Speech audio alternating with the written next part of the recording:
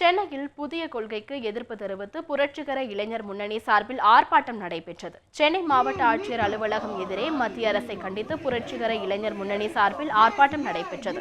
அப்போது புதிய கல்விக் கொள்கையை திணிப்பதன் மூலம் தேசிய இனங்களின் கல்வி உரிமையை மத்திய அரசு பறிப்பதாக குற்றம் சாட்டினர்.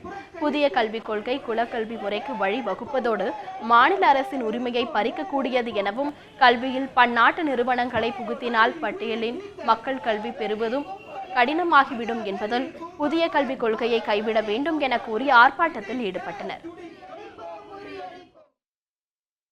இங்க இருக்கக்கூடிய மாநில அரசுகளுடைய அதிகாரத்தை கேள்விக்குறியாக இருக்கிறது. இது நேரடியாக மாநில அரசுகளுடைய உரிமையாக இருக்கக்கூடிய கல்வியை இதுவரை நடுத்தர பட்டியலுக்கு கொண்டு வந்திருக்கிறது. கன்கரன்ஸ் லிஸ்ட் கொண்டு வந்திருக்காங்க.